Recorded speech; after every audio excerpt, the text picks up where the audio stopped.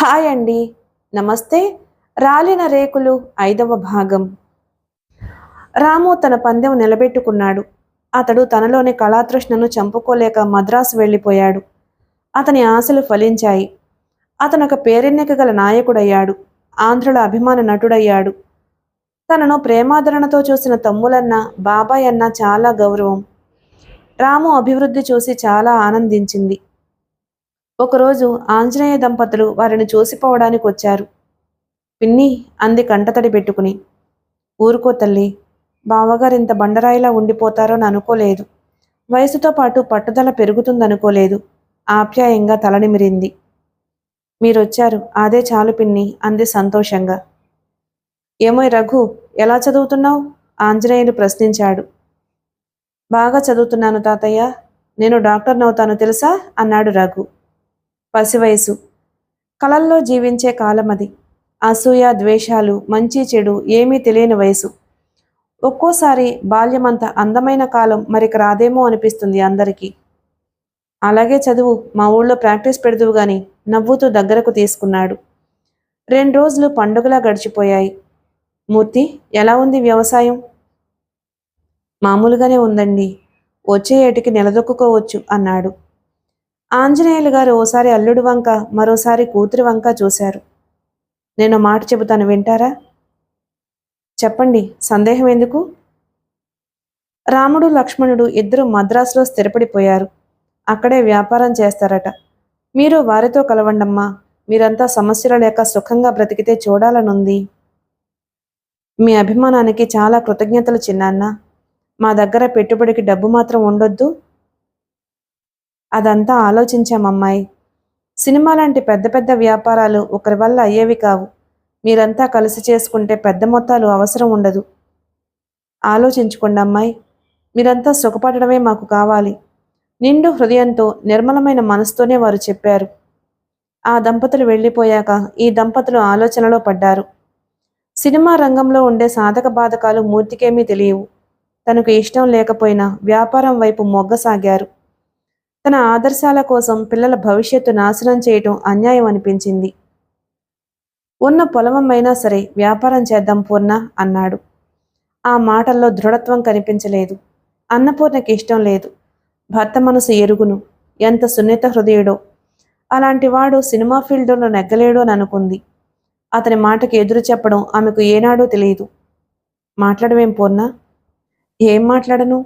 మీకంటే ఎక్కువ నాకేం తెలుసని? పెద్దలు బాబాయ్ గారు మన క్షేమార్తులు, అలాగే కానివ్వండి. ఉన్న కాస్త భూవస్తిని పోగొట్టుకోవడం దేనికి? అదృష్టం ఉంటే మళ్ళీ కొంటాము. మీ ఇష్టం అంది నవ్వుతూ. మీ ఇష్టం అని పూర్తిగా నాకు వదిలేస్తే నీకు ఇష్టం లేదని తెలుసు. అతను నవ్వాడు. బాగా ఆలోచించండి అని మాత్రం అంది. అదే రోజు మధు ఉత్తరం రాశాడు. కాలేజీ తరపున టూర్ వెళ్ళాలి అంటూ. కాదు అని ఎలా అనగలడు? తన బిడ్డలు మాత్రం అందరిలో ఎందుకు సుఖంగా ఉండకూడదు? మధుకి డబ్బు పంపి లక్ష్మీపతి దగ్గరకు వెళ్ళాడు. అతనికి ఎంత భూవసతి ఉన్నా ఎవరమ్మినా కొంటూనే ఉంటాడు. వేదికపై మాత్రం అనవసరమైన భూమి మీ దగ్గర సాగుబాటు కాక పడి ఉండే కంటే నీబోటివాడు సాగు చేసుకుంటే దేశానికి ఎంత లాభమో ఆలోచించారా అంటూ ఉంటాడు. ఇప్పుడు అవన్నీ ఆలోచించే సమయం లేదు. లక్ష్మీపతి, నాపై నమ్మకం ఉంటే నా భూమి తాకట్టు పెట్టుకుని వేలు సర్దుబాటు చేయగలవా? 1 సంవత్సరంలోగా తీర్చేస్తాను అన్నాడు. దానికే కూర్చో, నీతో కొన్ని విషయాలు చెప్పాలి. కుర్చీ చూపించాడు. కూర్చున్నాడు. కాఫీయా, టీయా, షర్బత్తా, ఏం కావాలి అమ్మాయి?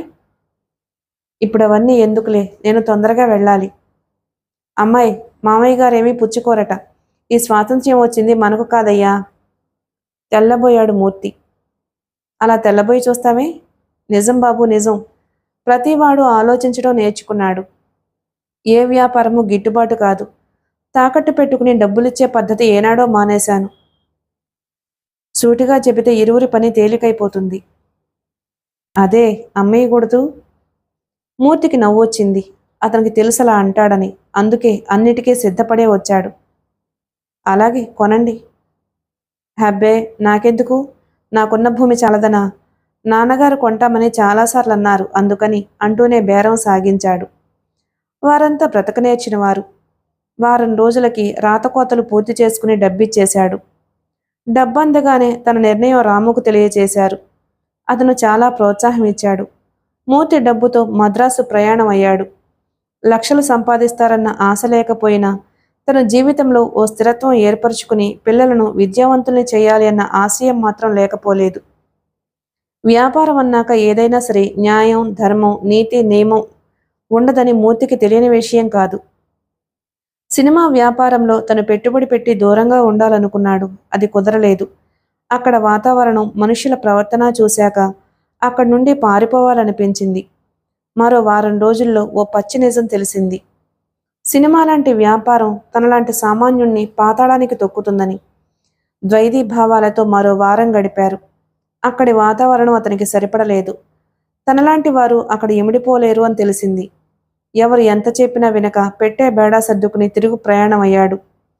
తనను చూసిన భార్య చిన్నబోతుందని ఆమెను ఎలా ఓదార్చాలో తెలియక తికమక పడ్డాడు. అన్నపూర్ణ మాత్రం మామూలు చిరునవ్వుతోనే ఎదురొచ్చింది. అన్నపూర్ణ, తర్వాత వివరాలు చెబుదురు గాని మొదట స్నానం చేయండి. ఏదో ఆవేశంలో వెళ్లారు గాని అక్కడ ఉండి వ్యాపారం చేస్తారని నాకు నమ్మకం లేదులేండి. నింపాదిగా చెబుతున్న భార్య వంక ఆశ్చర్యంగా చూశాడు. ఇదేం మనిషి, ఒక్కసారైనా ఏడ్చి విసుకుని ఈ పని చెయ్యొద్దు అని శాసించదే?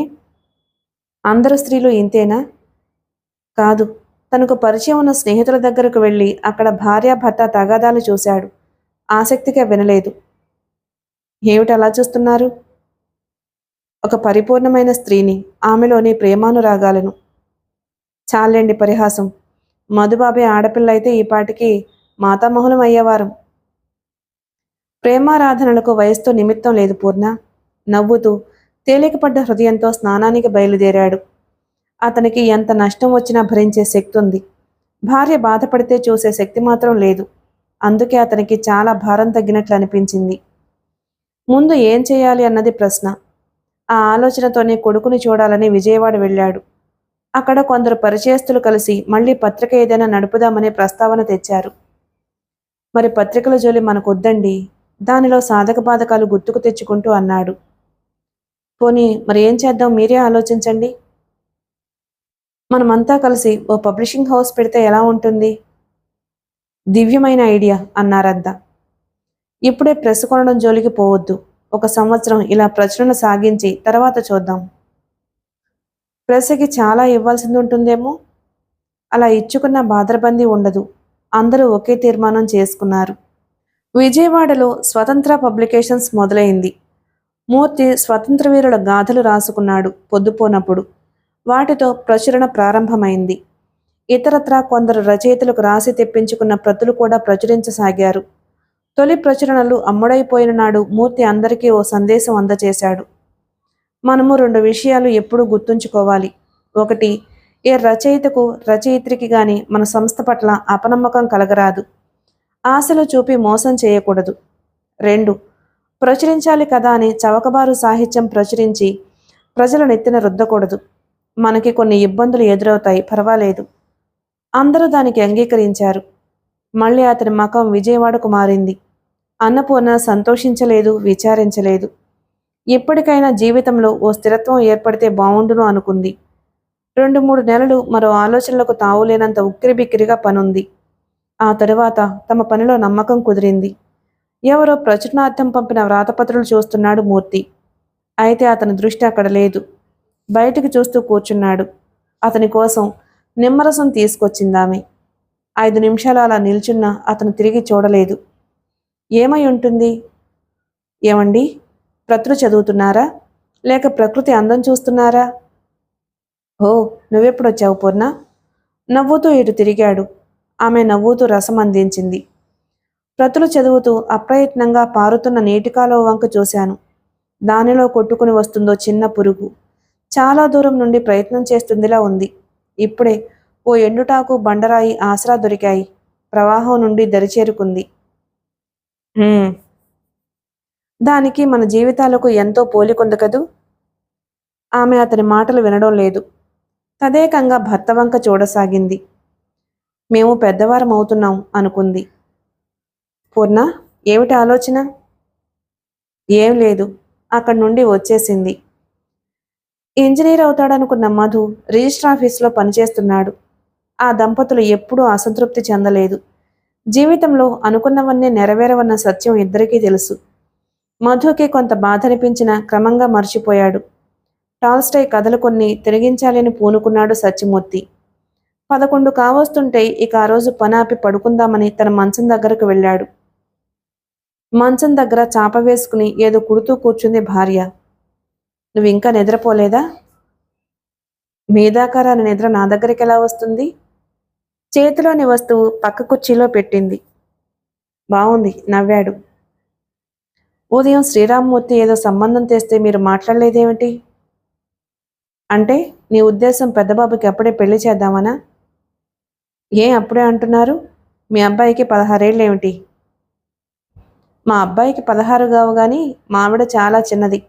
40 దాటక పూర్వమే నాయనమ్మ కావడం నాకు ఇష్టం లేదు అన్నాడు పరిహాసంగా. పోనీ ఆవిడకిష్టమైతే? ఏమిటి పూర్ణ నువ్వు అంటున్న విషయం? నిజం. ఈ ఇంట్లో ఒంటరిగా ఉండి చాలా విసుగొచ్చింది.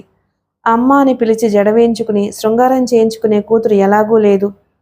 బాబు వివాహం చేస్తే ఆ కొరత తీరుతుంది. నట్టింట ఆడపిల్ల తిరుగుతుంటే చూడాలనుందండి.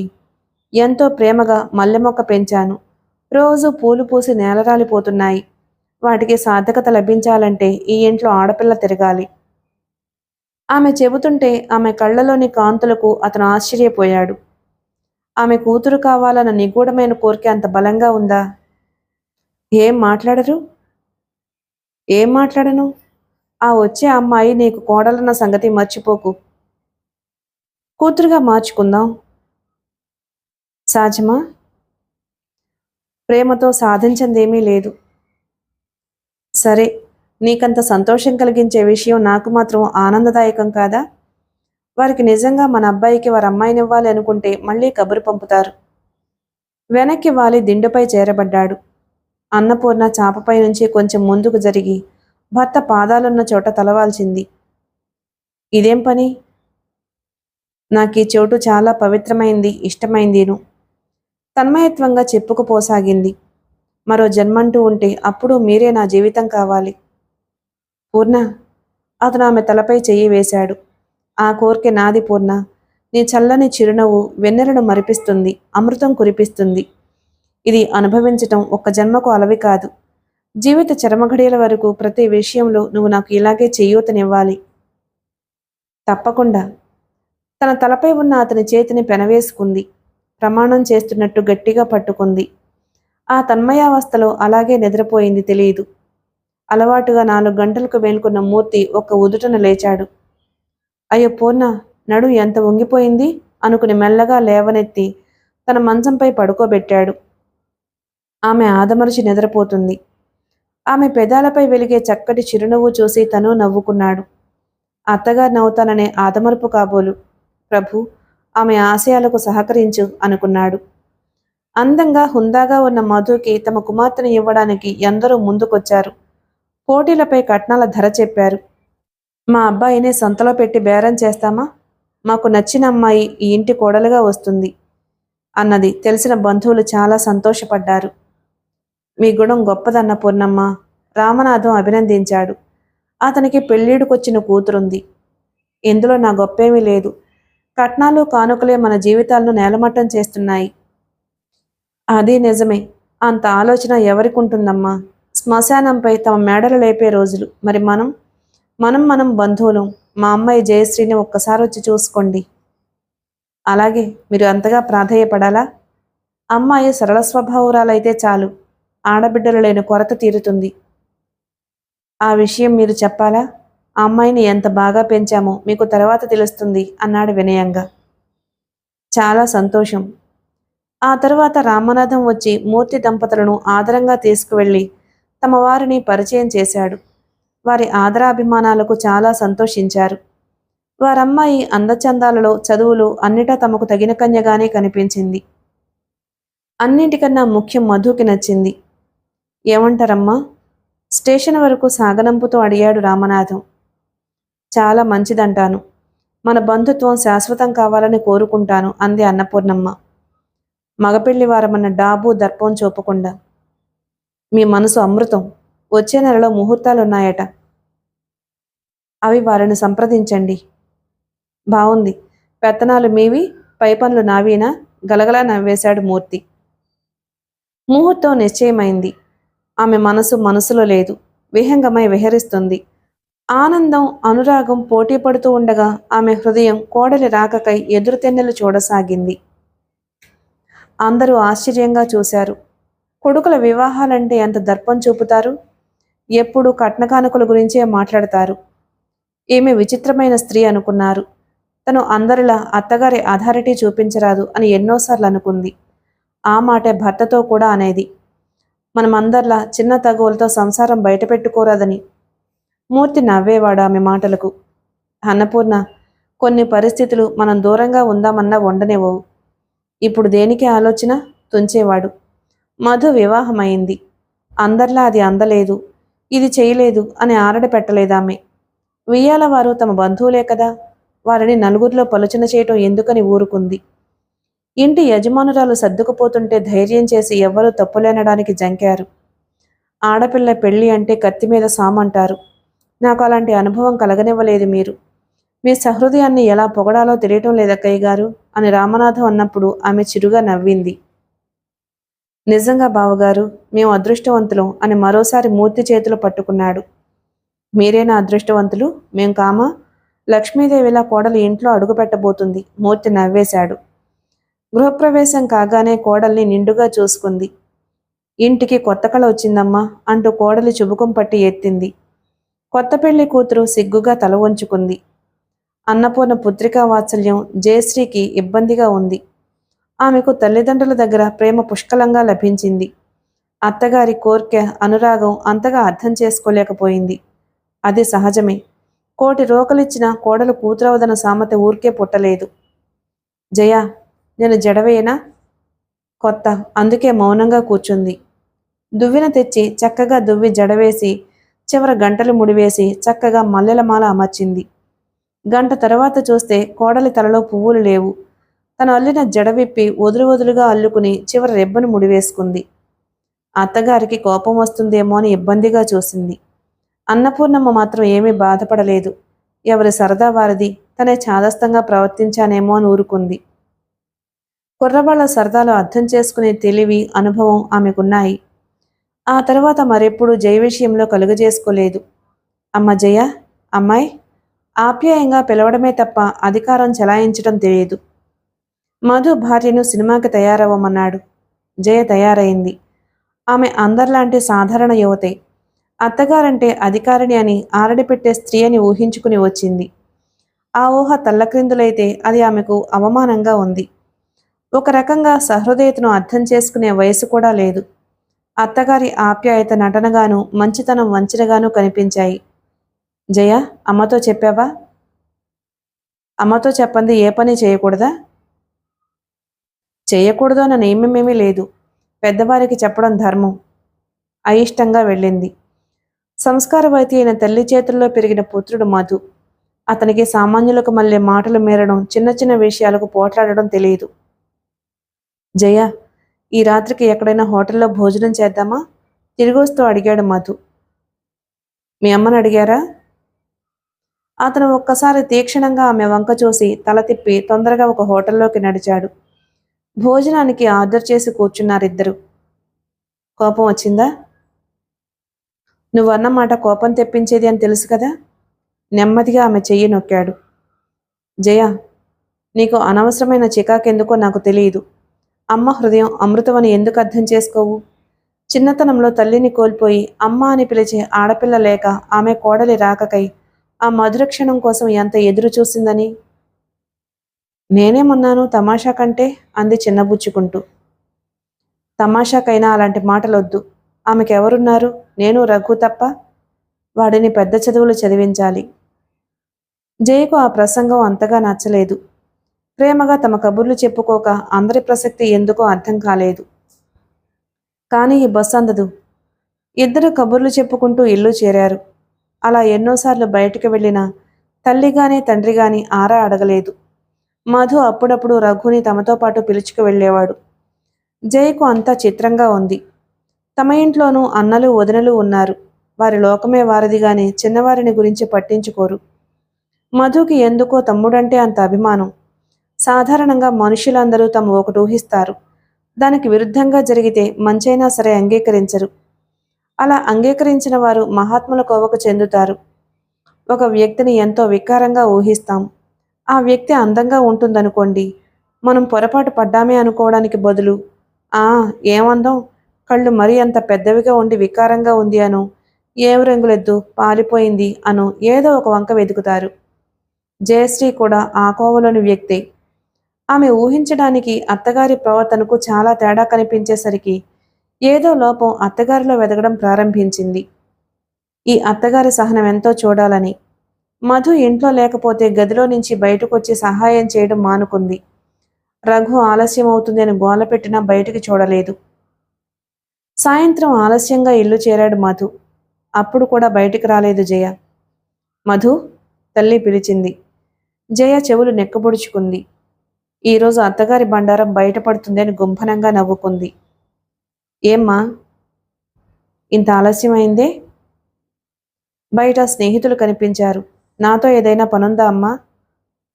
నాకేం పనిరా, అవతల అమ్మాయి ఒంటరిగా ఉంది. మన ఇంట్లో ఆడపిల్లలు లేరు, నేనా పెద్దదాన్ని, ఏం కబుర్లుంటాయి? నువ్వైనా తొందరగా రాకూడదు? అలాగే, నవ్వుకుంటూ గదిలోకొచ్చాడు. చిన్నపోయిన ముఖంతో భార్య ఎదురొచ్చింది. ఏం జయ అలా ఉన్నావు? నీ ఇంటి మీద దిగులు పుట్టిందేమిటి? ఇదిగో మీ నాన్నగారు ఉత్తరం రాశారు అంటూ కవరు తీసి భార్యకిచ్చాడు. జయ ఆత్రంగా చదువుకుంది. ఆమె ముఖంపై చిరునవ్వు వెలిసింది. చూశారా నాన్న ఎంత మంచివారో? మరొకరైతే వియ్యాలవారు వద్దన్నారు కదా అని సంతోషించేవారు. ఆయన ఇస్తానన్న పొలం నా పేర రాశారట అంది. మీ నాన్నగారు గొప్ప ఏమిటి? ఎవరి పిల్లలకు వారిచ్చుకోరా? అవునులేండి, మీ తల్లిదండ్రులే మీకు గొప్ప అంది మూతి ముడుస్తూ. ఎవరి తల్లిదండ్రులంటే వారికి గొప్పలేదు. హాస్యమాడాను. వెళ్ళి కాఫీ పట్రా. నవ్వుతూ భార్య బొగ్గపై చిటిక వేశాడు. ప్రసన్నవదనంతో లేచిపోయింది కాఫీ తేవడానికి. వియ్యాలవారి ఇంటి నుంచి వచ్చిన వార్త అన్నపూర్ణమ్మను కదిలించి వేసింది. మాతృమూర్తి స్వాతివానకై వేచి ఉన్న ముత్యపు చెప్పల ఆడపిల్లలు తన ఇంట్లో కావాలనుకున్న ఆమె కోరిక ఎన్నాళ్లకు ఫలించింది. మధుకి ఓ శుభముహూర్తాన కుమార్తె కలిగింది అని తెలిసింది. సాయంత్రం బస్సుకే వెళ్దాం, మన ఇంట్లో లక్ష్మీ స్వరూపమైన మనవరాలు వెలిసింది అంది. వాళ్ళు బారసాల తేదీ తెలిపాక వెంటనే వెళ్తే ఏం బాగుంటుంది, బారసాలకే వెళ్దాం. సత్యమూర్తి అడ్డు చెప్పాడు. ఆమె ఊరుకుంది. అతని మాటను తీసివేయటం ఏనాడూ తెలియదు. కిటికీలోంచి ఎగిరే పక్షుల్ని ఆనందంగా చూసి నిట్టూర్చింది. ఆ పక్షుల్లో తాను పక్షినైతే అనుకుంది. ప్రతి నిమిషం మనవరాల్ని చూడాలని ఎంతో తహతహలాడిపోయింది. ఒరే రఘు, ఇక మన ఆలనా పాలన మనమే చూసుకోవాలిరా, మధు హాస్యం చేశాడు. అవునన్నయ్యా, నేను ఆడపిల్లనైతే బావుండును అనిపిస్తుంది. చాలండి మీ హాస్యాలు. ఆమె చిరునవ్వుతో కుమారుల్ని కసురుకుంది. మనవరాలి తలుపులు కాసేపు అవతల పెట్టి కొత్త నవల ప్రింటింగ్కి వచ్చింది, ఒకసారి చూడు మూర్తి హెచ్చరించాడు. వెళ్ళొద్దన్నారు, బావుంది. ఆలోచించడం కూడా వద్దంటే ఎలా అంది నవ్వుతూ. మనవరాల్ని చూసి ఆమె హృదయం సముద్ర తరంగంలా లేచింది. పసిపాపను అపురూపంగా హృదయానికి హత్తుకుంది. ఆ ఆలింగనంలోని మధురిమ ఆమెకే తెలుసు. ఆనందంతో కళ్ళు చెమర్చాయి. అందరూ తననే చూస్తున్నారు అని తెలిసి సంభాళించుకుంది. పాపకు శ్రీలత అని పేరు పెట్టారు. ఆ పసిపిల్ల ఇంట్లో దీపం వెలిగించినట్లు సంబరపడిపోయారు. అది నిజమో కాదో కాని అన్నపూర్ణమ్మ హృదయంలో మాత్రం జ్యోతి వెలిగింది. జయ తల్లి మాత్రమే, పాప ఆలనా పాలన అంతా నాయనమ్మే. ఆమె అన్నీ మరచి మనవరాలి కేరింతల భాషలో మాట్లాడేది. అలాంటి స్థితిలో భార్యని చూసిన మూర్తి కళ్ళు చెమర్చేవి. మేమంతా గుర్తున్నామా అంటూ హాస్యమాడేవాడు. చెట్టంత మనుషుల్ని గుర్తించలేనా నవ్వేది. పాప చూడండి, అప్పుడే గాజులకై ఎంత ఆరాటపడుతుందో. అందరు పిల్లలు అలాగే ఆడతారు. మీరు మరీను నెలల పిల్లలు ఎంత తెలివిగా ఉంటారా? శ్రీ ఏడ్చినా ఏదో రాగం ఆలపించినట్లుంటుంది. ఆప్యాయంగా పసిటి బుగ్గలు నిమిరింది. అన్నపూర్ణ, నీతో ఓ విషయం మాట్లాడాలి. ఏమిటి అంది మనవరాలకి కాటుకరేఖ దిద్దుతూ. మన వాటాదారుడు విడిగా వెళ్ళిపోతానంటున్నాడు. వెళ్ళనివ్వండి. తేలికగా అనేశావు. అతని వాటా డబ్బులు ఇవ్వొద్దు? అవును. నెమ్మదిగా పాపను జోకుడుతూ ఆలోచనలో పడింది. 10 నిమిషాలు గడిచాయి. మాట్లాడవు? ఏం మాట్లాడేది? మనంగా ఆలోచించే కంటే అబ్బాయి చెవిని కూడా వేయండి. వాడికి మాత్రం ఏం తెలుసు? మనకు తెలియకుండా డబ్బుందా అన్నాడు. వాళ్ళు ప్రాజ్ఞులవుతున్నారు. సంసారంలోని కష్టసుఖాలు తెలిసి రావాలి కదా. వాడికి ఏం ఆలోచన వస్తుందో. నువ్వన్నది నిజమే. అమ్మా అమ్మా రఘు పరిగెత్తుకొచ్చాడు. ఏం నాయనా, మెల్లగా చెప్పరాదట్రా మురిపెంగా మందలించింది. పో, నేను సెలక్షన్ పరీక్షలో ఫస్ట్ వచ్చాను. నిజం, నాకు తెలుసు. మీరు తప్పక ఫస్ట్ క్లాస్లే తెచ్చుకుంటారు అంది ఆనందంగా. అమ్మా, మెట్రిక్ అవగానే కాలేజీలో చేరతాను, డాక్టర్ అవుతాను అన్నాడు ఉత్సాహంగా. మెట్రిక్ కానీ అంది కుమారుడి అమాయకతకు నవ్వుతూ. నేను పాస్ కావడం అనుమానంగా ఉందా? అంత ఉడుకోకురా నాయనా, తప్పక పాస్ అవుతావు. పాపలేస్తుంది మెల్లగా. కుమారుడు వీపు తట్టింది మెల్లగా. శ్రీలత తన పిలుపుతో నానమ్మను పూర్తిగా ఆకట్టుకుంది. 9 నెలల పాప చిన్న చిన్న మాటలంటుంది. అందరూ అన్నపూర్ణమ్మను అమ్మ అంటారు. ఆ పసిపాప కూడా మొదటిసారి అమ్మ అంది. నమ్మలేనట్లు వెనుదిరిగి శ్రీలత వంక చూసింది. అమ్మా ఎత్తుకోమన్నట్టు చేతులు చాచింది. నా తల్లి. మాతృత్వపు మమత వరదలై పారినట్లు అనుభూతి చెందింది. ఆ పిల్లను హృదయానికి హత్తుకుంది. హద్దులు లేని ఆనంద తరంగాలు అశ్రు రూపంలో బయటపడ్డాయి. అమ్మా, ఏమిటి? మధు ఆశ్చర్యంగా చూశాడు. మధు, నా జన్మ తరించిందిరా. నా తల్లి, నా శ్రీ నన్ను అమ్మ అని పిలిచిందిరా. బావుందమ్మా నవ్వాడు. నేను రఘు పిలుస్తూనే ఉన్నాముగా అన్నాడు ఇద్దరిని మార్చి చూస్తూ. నా హృదయం ఆడపిల్లలకై తప్పించిందిరా అని చెబుతుంది. మీ పిలుపుకు శ్రీలత పిలుపుకు అంతరం ఉంటుందిరా అని చెబుతుందా? ఒక తల్లి హృదయంలో పిల్లల పట్ల జాలువారే అనురాగం వర్ణింపతరమా? భాష చాలుతుందా? నీ కూతురుతో తర్వాత ముచ్చట్లు గాని నాకు అన్నం పెట్టు. నమ్మలేనట్లు కుమారుడి దశ చూసింది. అదేమిటమ్మా అలా చూస్తావు? శ్రీలత నీ మనవరాలు కాదు, కూతురు అని త్వరగా స్నానాల గదివైపు వెళ్ళిపోయాడు. ఆ ఇంట్లోని అమరిక, ఆనందం చాలామందికి కంటగింపుగా ఉండేది. అత్తాకోడళ్ళు విధిగా కొట్లాడి తీరాలి. నలుగురికి వినోదం కలగాలి. నలుగురు సలహాలు ఇవ్వాలి. ఇది లోకం తీరు. అదేంటి జయ, పాపకు తెలియకపోతే మీరు చెప్పకూడదు, నానమ్మ అని పిలవాలని కొందరు కలగజేసుకున్నారు. వాళ్ళందరికీ ఇష్టమైతే నేనేం చేసేది అంది జయ. ఆమె స్వతహాగా చాలా మంచిదే. అందరికీ ఉన్న బలహీనతలు ఆమెకున్నాయి. అందులో ముఖ్యంగా చెప్పుడు మాటలు వినడం. మధు ఆలోచిస్తూ కూర్చున్నాడు. ఏమిటండి అంత ఆలోచన? పబ్లిషింగ్ హౌస్ వాటాదారుడు వెళ్ళిపోతాడట. వెళ్ళిపోతే మీకే? అతనికి డబ్బివ్వొద్దు అంది. ఆ డబ్బును గురించి నాన్నగారు నాతో చర్చించారు. ఏం చేయాలో తోచటం లేదు. భలేగా ఉంది. ఈరోజు అవసరాలు చర్చిస్తున్నారు. లాభాలు మీకు చూపి దాచమన్నారా? జయ, అవునండి. నిజం అడిగితే నిష్ఠూరం దేనికి? నిష్ఠూరం దేనికి? వారు లాభాలు గడించి దాచిపెట్టుకోలేదు. నీకు నాన్నగారి స్వభావం తెలియదు. స్వార్థబుద్ధి, అన్యాయం చేయాలి అన్న ఆలోచన లేవు. అందుకే ఆయనకు ఆర్థిక ఇబ్బందులు. ఏమో బాబు, ఈ ఇంట్లో జరిగేదంతా ఓ నాటకంలో తోస్తుంది. అతి ప్రేమలు, అనురాగాలు ఎందుకు పనికొస్తాయో ఏమో. మధు హృదయంలో సన్నగా నిప్పురాజుకోసాగింది. అతను ఆలోచిస్తూ కూర్చున్నాడు. జయకు ద్రోహబుద్ధి లేదు. కొరగాని నీతులు నియమాలంటే గౌరవం లేదు. అన్నిటికీ మూలం డబ్బు అన్న సూత్రం బాగా తెలుసు. డబ్బు సంపాదించడానికి అక్రమమైన మార్గాలు అవలంబించిన అత్తమామలంటే గౌరవం అంతగా లేదు. మీకు లాభాలకు వచ్చిన సంస్థ ఉండి ఏమి లాభం? మీకే అతన్ని డబ్బించి వ్యాపారం అంతా తీసుకోమనండి. మీ తమ్ముడికి ఎలాగో పైకి చదివించాలని అనుకుంటున్నారుగా, ఆ డబ్బు ఉపయోగపడొచ్చు సలహా ఇచ్చింది. నాన్నగారితో ఆలోచిస్తాను. ఆ మాట అన్నాడే గాని అసాధ్యమని తెలుసు. మూర్తిగారు అంగీకరించరని తెలుసు. ఆలోచనలతో రాత్రంతా గడిపాడు. తెల్లవారుజామున ఎప్పుడో నిద్రపోయాడు. తల్లి, నా బంగారు కదూ. మధురమైన తన తల్లి పిలుపుతో మేల్కొన్నాడు. అప్పుడే 8 గంటల బయటకొచ్చాడు. సంవత్సరం పూర్తిగా లేని శ్రీలత తన చిన్నారి చేతులతో చెంచా పట్టుకుని నాయనమ్మకు పాలు తాగిస్తుంది. నాకు చాలమ్మా, బుద్ధిగా నువ్వు తాగాలి. మనవరాల్ని ముద్దు పెట్టుకుని ఒడిలోకి తీసుకుంది. పాలు తాగి ఆడుకోసాగింది. ఈసారి విజయవాడ వెళితే పాపకి తోపుడు బండి, మరికొన్ని ఆట వస్తువులు కొనాలిరా మధు. అలాగేనమ్మా. నాన్నగారేరి? ఇప్పటి వరకు శ్రీతో ఆడారు, ఇప్పుడే అలా బయటకు వెళ్ళారు. డబ్బు గురించి అయి ఉంటుంది. అమ్మా, పోనీ దాన్ని అతనికే అమ్మేస్తే? మధు. అవునమ్మా. ఎక్కడైనా తెచ్చినా తీర్చొద్దా? చక్కగా సాగుతున్న వ్యాపారం మధు. మనకు లక్షలు ఆర్జించకపోయినా జీవనోపాధి కలగజేస్తుంది. మీ నాన్నగారి తాపత్రయం మీ గురించే కదా. మాకు మాత్రం ఎవరున్నారు? పడమట వాలుతున్న జీవితాలు మావి. అది నిజమే. తన జీతం డబ్బులతోనే ఇల్లు గడవడం అసాధ్యం. ఆఫీస్కు వెళ్లాలని మధు తయారవసాగాడు. ఆమె ఆలోచిస్తూ పరధ్యాసగా కూర్చుంది.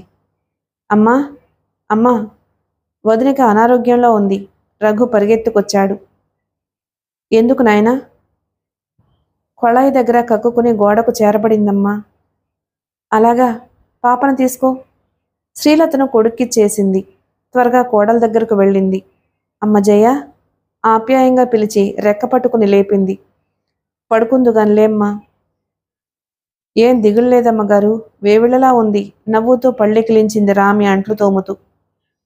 అంతే అయి ఉంటుంది. చెయ్యి ఆసరాగా తెచ్చి కోడల్ని పడుకోబెట్టింది. మధు ఆఫీస్కి, రఘు బడికి వెళ్ళిపోయారు. ఏం తల్లి, పళ్ళరసం ఏమైనా కావాలా? ఏమొద్దు, పొడిగా జవాబిచ్చింది.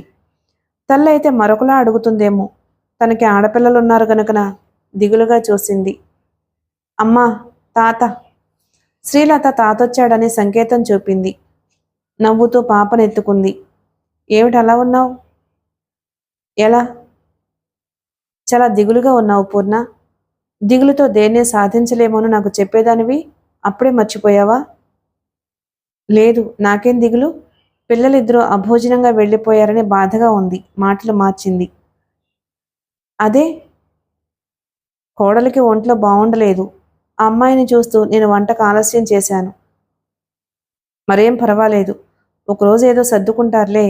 మా తల్లిని ఎలా ఇచ్చి నువ్వు పనులు చూసుకో. ఆమె పనులు చేస్తున్న మనసులో ఏదో బాధగా దిగులుగా ఉంది. అత్త, అమ్మ ఒక అక్షరం తేడా. ప్రపంచం ఆ తేడాను ఎన్ని కోణాల నుంచి భూతద్దంలో చూస్తుంది. అదేంటండి అమ్మగారు, రెండోసారికి ఇసుక్కుంటారు. పని మనిషి జయతో అంటుంది. మనకున్న మడులు మాన్యాలు ఎన్నని ఈ పిల్లలు. అన్నపూర్ణమ్మ మనసు కలుక్కుమంది. సంఘం ఇంత సంకుచితంగా ఎందుకు ఆలోచిస్తుంది? మంచికి విలువే లేదా? తల్లిదండ్రుల గుణగణాల కంటే వారి అన్యాయార్జితాన్ని పిల్లలు ప్రేమిస్తారా? బంధువులు అంతే. తాము మడులు మాన్యాలు సంపాదించలేదు నిజమే. ఆమె అంతరంగం అల్లకల్లోలంగా తయారైంది. అన్నపూర్ణ, వడ్డించేస్తావా? ఆగండి, మరొక 10 నిమిషాలు అంది. మూర్తికి భార్య బాధ ఎందుకో స్పష్టంగా తెలియకపోయినా బాధపడుతుంది అని మాత్రం గ్రహించాడు. అడగాలా వద్దా అని తటపటాయిస్తూ ఉండిపోయాడు. ఆమె హృదయం అతనికి తెలుసు.